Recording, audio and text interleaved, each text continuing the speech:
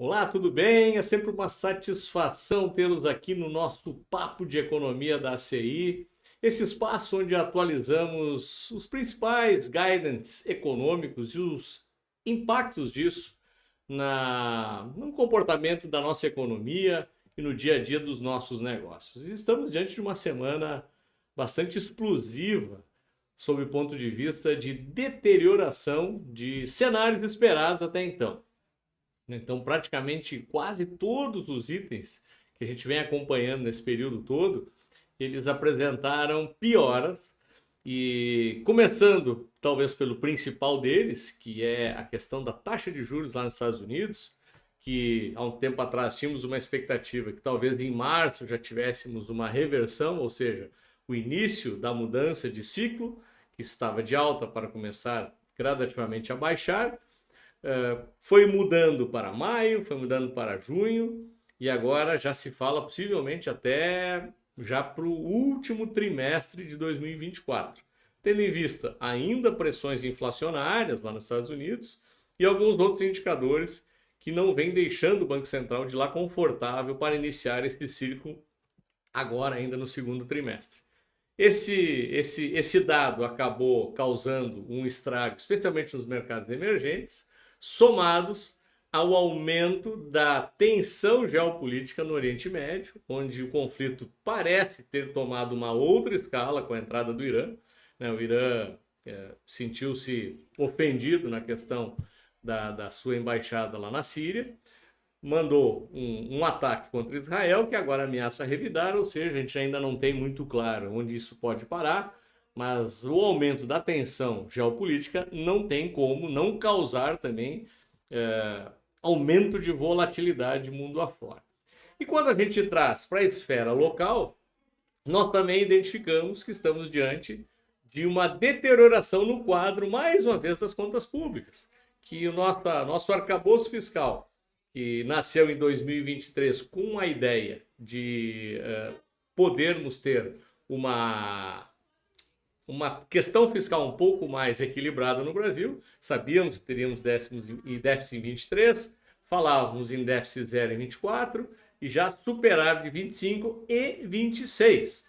Partindo desta lógica, e o mercado acreditando nisso, nós acabamos antecipando alguns indicadores que aparentemente eram positivos para a nossa economia. Só que o que acontece agora? Tivemos um déficit maior do que esperado em 23, já praticamente contratado um novo déficit em 24, ou seja, já jogamos a toalha no déficit zero de 24, e o 1% de superávit em 25 já está sendo negociado para zero. Ou seja, o déficit zero de 24 foi para 25.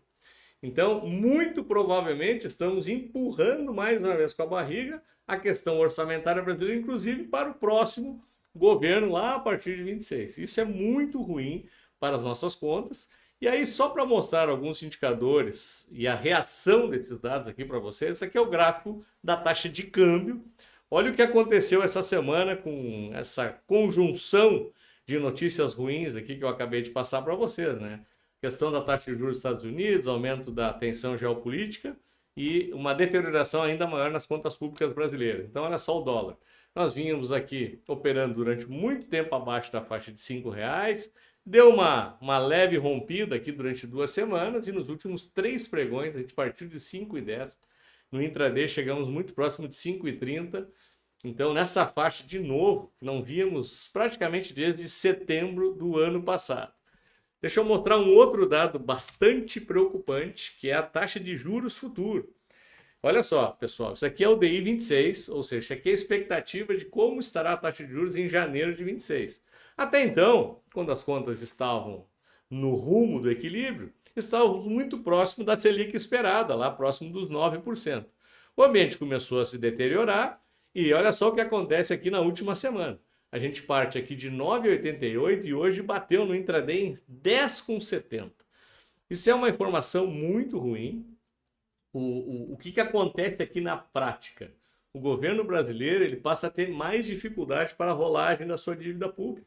A dívida pública tem que ser rolada com mais taxa de juros. Então não adianta a dona Gleisi Hoffmann e outros políticos do PT vociferar enquanto presidente do Banco Central, dizendo que ele é o culpado, tal, porque a taxa de juros no Brasil não baixa. Isso aqui é o mercado. Isso aqui é o mercado sinalizando assim, do jeito que estão as coisas, eu não aceito uma taxa de juros tão baixa. E eu quero um prêmio de risco maior. Ou seja, não tem como baixar juros a forceps se o governo brasileiro não fizer a sua parte. Está claramente refletido aqui. E mais um índice para dar para vocês aqui, que também é um sensibilizador, que é o índice da Bolsa de Valores no Brasil. Olha o que acontece aqui com as ações. Ó. Elas já vinham gradativamente se deteriorando, completamente contrárias ao que estava acontecendo com o resto do mundo, que vinha rompendo topos históricos em cima de topos históricos. E olha o que acontece essa semana, a gente perde uma região que a gente chama de suporte, né, tecnicamente falando, e olha só, voltamos a operar na faixa de 124 mil pontos. Então isso é uma pontuação de muito tempo atrás, e o preço das ações, em certa medida, reflete o mau humor e muito pela saída de capital estrangeiro do Brasil.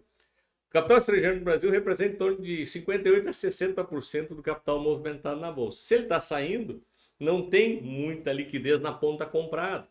Então, evidentemente que os preços têm dificuldade de subir. Por que o capital estrangeiro sai? Porque ele não vê atratividade no mercado.